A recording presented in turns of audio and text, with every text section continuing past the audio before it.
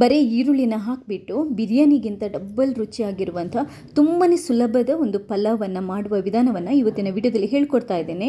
ಇನ್ನೊಂದೇನು ಅಂತಂದರೆ, ಈ ಪಲಾವ್ಗಿದೆಯಲ್ವಾ, ನಿಮಗೆ ಯಾವ ತರಕಾರಿನೂ ಬೇಕಾಗಿಲ್ಲ. ತರಕಾರಿ ಇದ್ದರೆ, ನಿಮ್ಮ ಇಷ್ಟ ಇದ್ದರೆ ಮಾತ್ರ ಹಾಕೋಬಹುದು ಹೊರತು, ಇಲ್ಲದಿದ್ದರೆ ಬರೀ ಈರುಳ್ಳಿ ಸಾಕು. ವಿಡಿಯೋ ನೋಡಿ ರೆಸಿಪಿ ಟ್ರೈ ಮಾಡಿ. ಸರಿ, ಹಾಗಾದರೆ ಈ ವಿಶೇಷವಾಗಿರುವಂಥ ರೆಸಿಪಿನ ಹೇಗೆ ಮಾಡೋದು ಅನ್ನೋದನ್ನು ನೋಡ್ಕೊಂಬರೋಣ. ಈ ಪಲಾವ್ ಮಾಡಲಿಕ್ಕೆ ನಾನೊಂದು 2 ಲೋಟದಷ್ಟು ಬಾಸ್ಮತಿ ರೈಸನ್ನು ಅರ್ಧ ಗಂಟೆ ಮುಂಚೆ ನೀರಲ್ಲಿ ನೆನೆ ಹಾಕ್ತಾ ಇದ್ದೇನೆ. ನೀವು ಇಂಥ ಲೋಟದಲ್ಲಿ 2 ಲೋಟದಷ್ಟು ರೈಸನ್ನು ಹಾಕಿದರೆ ಒಂದು 5 ಜನ ಆರಾಮ್ಸೆ ಬ್ರೇಕ್ಫಾಸ್ಟ್ ತಿನ್ಬೋದು.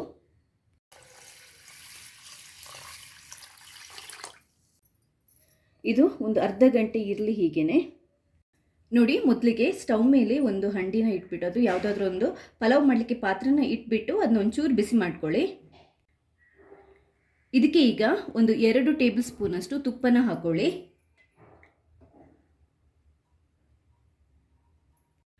ಹಾಗೆಯೇ 2 ಟೇಬಲ್ ಸ್ಪೂನಷ್ಟು ಕುಕ್ಕಿಂಗ್ ಆಯಿಲ್ ಕೂಡ ಹಾಕೋಬೇಕು. ಈಗ ಇದಕ್ಕೆ ತುಂಬಾ ಮೇನ್ ಇಂಗ್ರೀಡಿಯೆಂಟ್ಸ್ ಅಂತಂದರೆ ಅದು ಈರುಳ್ಳಿ. ಒಂದು 3 ದೊಡ್ಡ ಸೈಜ್ ಈರುಳ್ಳಿನ ನೀವು ಕಟ್ ಮಾಡ್ಕೊಂಡು ಹಾಕೋಬೇಕಾಗುತ್ತೆ.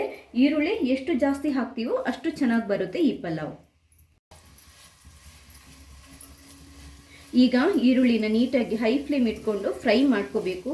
ತುಂಬ ಚೆನ್ನಾಗಿ ಫ್ರೈ ಮಾಡ್ಕೋಬೇಕು. ಯಾವ ಥರ ಅಂತಂದರೆ, ನಾವು ಬಿರಿಯಾನಿಗೆಲ್ಲ ಫ್ರೈ ಮಾಡ್ತೀವಲ್ವ, ಆ ಥರ. ಈರುಳ್ಳಿ ಫ್ರೈ ಮಾಡಲಿಕ್ಕೆ ನಿಮಗೆ ಸ್ವಲ್ಪ ಹೊತ್ತು ಬೇಕಾಗುತ್ತೆ, ಯಾಕಂತಂದರೆ ಇದು ತುಂಬ ಚೆನ್ನಾಗಿ ಫ್ರೈ ಆಗಬೇಕು.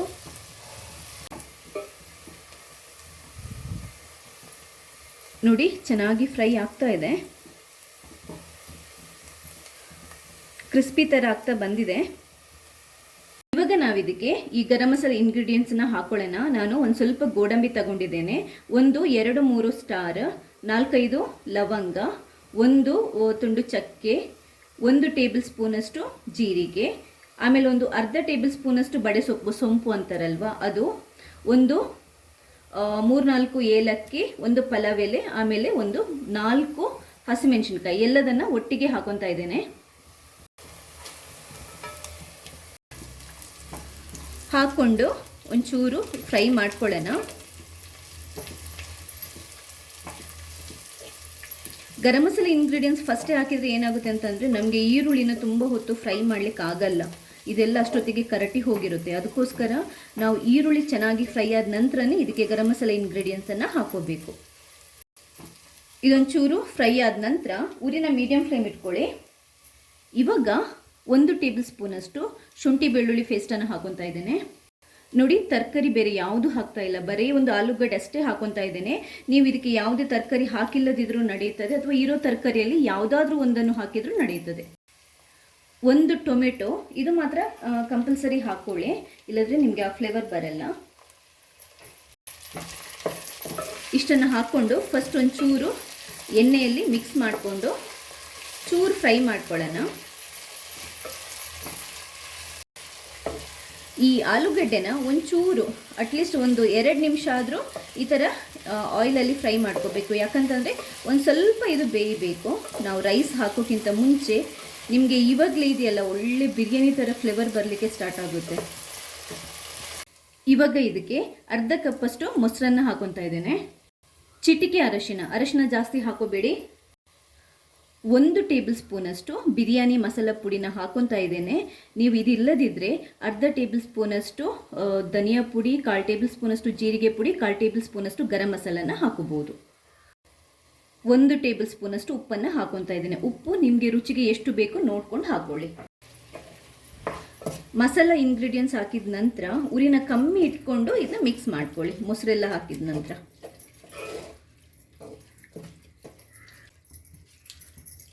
1 ನಿಮಿಷ ಈ ಥರ ಮಿಕ್ಸ್ ಮಾಡ್ಕೊಳ್ಳಿ, ಕಮ್ಮಿ ಉರಿಯಲ್ಲಿ ಸಾಕು. ಈಗ ರೈಸನ್ನು ನೀವು ಚೆನ್ನಾಗಿ ತೊಳೆದ್ಬಿಟ್ಟು ನೀರನ್ನು ಬಸಿದ್ಬಿಟ್ಟು ಹಾಕೊಳ್ಳಿ. ರೈಸ್ ಹಾಕಿದ ನಂತರ ಒಂಚೂರು ಮಿಕ್ಸ್ ಮಾಡ್ಕೊಳ್ಳಿ. ಒಂದು ವೇಳೆ ಬಾಸ್ಮತಿ ರೈಸ್ ಇಲ್ಲ ಅಂತಂದರೆ ನಾರ್ಮಲ್ ರೈಸಲ್ಲೂ ಕೂಡ ಈ ಪಲಾವನ್ನು ಮಾಡ್ಬೋದು, ಏನು ತೊಂದರೆ ಇಲ್ಲ, ಚೆನ್ನಾಗೇ ಬರುತ್ತೆ.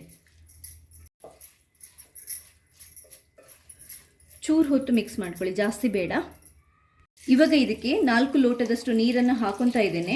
ನೀವು ಎಷ್ಟು ರೈಸ್ ತಗೊತೀರೋ ಅದರ ಡಬಲ್ ನೀರು ಹಾಕಬೇಕು. ಓಪನ್ ಪಾತ್ರೆಯಲ್ಲಿ ನಾವು ಈ ಪಲಾವನ್ನು ಮಾಡೋದಿದ್ರೆ, ಈ ಬಾಸುಮತಿ ರೈಸ್ ಆಗಿದ್ರೂ ಕೂಡ, ಒಂದು ವೇಳೆ ಕುಕ್ಕರಲ್ಲಿ ಮಾಡೋದಿದ್ರೆ 1 ಲೋಟ ರೈಸಿಗೆ 1.5 ಲೋಟ ನೀರು ಲೆಕ್ಕ. ಬಾಸುಮತಿಗೆ, ನಾರ್ಮಲ್ ರೈಸ್ಗಾದರೆ 1:2 ನೀರು. ಚೂರು ಮಿಕ್ಸ್ ಮಾಡ್ಕೊಳ್ಳಿ. ನಾನು ಒಂಚೂರು ಫ್ಲೇವರಿಗೆ ಸಕ್ಕರೆನ ಹಾಕೊತಾ ಇದ್ದೇನೆ. ಚೂರು ಸ್ವೀಟಿಶ್ ಫ್ಲೇವರ್ ನನಗಿಷ್ಟ. ನೀವು ಸಕ್ಕರೆ ಬೇಡ ಅಂತಂದರೆ ಸ್ಕಿಪ್ ಮಾಡ್ಬೋದು. ಇನ್ನೊಂದು ಏನು ಅಂತಂದರೆ, ಇದನ್ನ ಮುಚ್ಚಿಟ್ಟು ಬೇಯಿಸೋಕ್ಕಿಂತ ಮುಂಚೆ ಒಂದ್ಸರಿ ನೀವು ಉಪ್ಪನ್ನು ಚೆಕ್ ಮಾಡ್ಕೊಳ್ಳಿ. ಕೊನೆಗೆ 1 ಟೇಬಲ್ ಸ್ಪೂನ್ ಬೇಕಾದರೂ ತುಪ್ಪ ಹಾಕ್ಕೊಳ್ಳಿ, ಯಾಕಂತಂದರೆ ಅದ್ಭುತವಾಗಿರುವಂತಹ ಫ್ಲೇವರ್ ಸಿಗುತ್ತೆ ನಮಗೆ ಪಲಾವ್ಗೆ. ಮುಚ್ಚಿಟ್ಟು ಹೈ ಫ್ಲೇಮ್ ಇಟ್ಬಿಡಿ. ಮುಚ್ಚಿಟ್ಬಿಟ್ಟು ಫಸ್ಟ್ ನಾವು ಒಂದು 8 ನಿಮಿಷ ಇದನ್ನ ಬೇಯಿಸ್ಕೋಬೇಕು ಹೈ ಫ್ಲೇಮಲ್ಲಿ. ಈಗ ಒಂದು 7 ನಿಮಿಷ ಆಗಿದೆ, 7ರಿಂದ 8 ನಿಮಿಷ ಆಗಿದೆ ನೋಡಿ. ರೈಸ್ ಈ ನೀರಿನ ಲೆವೆಲ್ಗೆ ಬಂದಿದೆ. ಇವಾಗ ಏನು ಮಾಡಬೇಕು ಅಂತಂದರೆ, ನಾವು ಮತ್ತೆ ಇದನ್ನ ಮುಚ್ಚಿಬಿಟ್ಟು ಉರಿನ ಕಮ್ಮಿಯಲ್ಲಿಟ್ಟು 7-8 ನಿಮಿಷ ಬೇಯಿಸ್ಕೋಬೇಕು. ಅದಾದ ನಂತರ ನಾವು ಸ್ಟವನ್ನು ಬಂದ್ ಮಾಡಿಬಿಡ್ಬೋದು 7-8 ನಿಮಿಷ ಆದ ನಂತರ. ಬಟ್ ನೀವು ಇಮಿಡಿಯೇಟಾಗಿ ಓಪನ್ ಮಾಡಬಾರ್ದು. ಒಂದು 10 ನಿಮಿಷ ಆದರೂ ಸ್ಟವನ್ನು ಬಂದ್ ಮಾಡಿದ ನಂತರ ನಾವು ಇದನ್ನ ಬಿಟ್ಬಿಡ್ಬೇಕು. ಯಾಕಂತಂದರೆ ದಮ್ಮಲ್ಲಿ ಪಲಾವ್ ಚೆನ್ನಾಗಿ ಬೆಂದು ಸೂಪರಾಗಿ ಆಗುತ್ತೆ. ಈಗ ಒಂದು 10 ನಿಮಿಷ ಆಗಿದೆ. ಈ ಮುಚ್ಚಳನ ಓಪನ್ ಮಾಡ್ತಾ ಇದ್ದೇನೆ. ಈ ಮುಚ್ಚಳ ಓಪನ್ ಮಾಡ್ತಾ ಇದ್ದಂಗೆ ಆ ಫ್ಲೇವರ್ ಎಷ್ಟು ಚೆನ್ನಾಗಿ ಬರ್ತಾ ಇದೆ ಅಂತಂದರೆ ಇವಾಗಲೇ ತಿಂದುಬಿಡಬೇಕು ಅಂತ ಅನ್ನಿಸ್ತಿದೆ. ಅಷ್ಟು ಸೂಪರ್ ಆಗಿದೆ ಇದರ ಫ್ಲೇವರ್ ನೋಡಿ. ಫಸ್ಟ್ ಕ್ಲಾಸ್ ಆಗಿರುವಂತಹ, ಬರೀ ಜಸ್ಟ್ ಈರುಳ್ಳಿ ಹಾಕಿ ಮಾಡಿರುವಂತಹ ಸೂಪರ್ ಪಲಾವ್ ರೆಡಿ ಆಗಿದೆ. ನೋಡ್ತಾ ಇದ್ರೇ ಇದನ್ನ ತಿನ್ನಬೇಕು ಅಂತ ಅನಿಸುತ್ತೆ, ಅಷ್ಟು ಚೆನ್ನಾಗಿರುತ್ತೆ ಇದು. ಇನ್ನೊಂದು ಏನು ಅಂತಂದರೆ, ನಾನು ಇದಕ್ಕೆ ಯೂಸ್ ಮಾಡಿರುವಂತಹ ಬಿರಿಯಾನಿ ಮಸಾಲ ಪೌಡರ್ ಇದೆಯಲ್ವಾ, ಅದು ಮನೆಯಲ್ಲೇ ಮಾಡಿರುವಂಥದ್ದು. ಅದರ ಲಿಂಕನ್ನು ಡಿಸ್ಕ್ರಿಪ್ಷನ್ ಬಾಕ್ಸಲ್ಲಿ ಹಾಕಿರ್ತೀನಿ. ಜಸ್ಟ್ ಅದು 1 ಸ್ಪೂನ್ ಹಾಕಿದರೆ ಸಾಕು. ಗರಂ ಮಸಾಲ ಮತ್ತು ಬೇರೆ ಯಾವ ಮಸಾಲ ಹಾಕುವಂಥ ಅವಶ್ಯಕತೆ ಇಲ್ಲ.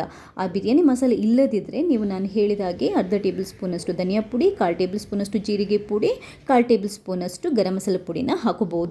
ಇನ್ನೊಂದು ಏನು ಅಂತಂದರೆ, ಇದನ್ನ ಕುಕ್ಕರಲ್ಲಿ ಬೇಕಾದರೂ ಮಾಡ್ಬೋದು. ಕುಕ್ಕರಲ್ಲಿ ಮಾಡೋದಿದ್ರೆ ಜಸ್ಟ್ 2 ವಿಷಲ್ ಹಾಕಿಸಿ.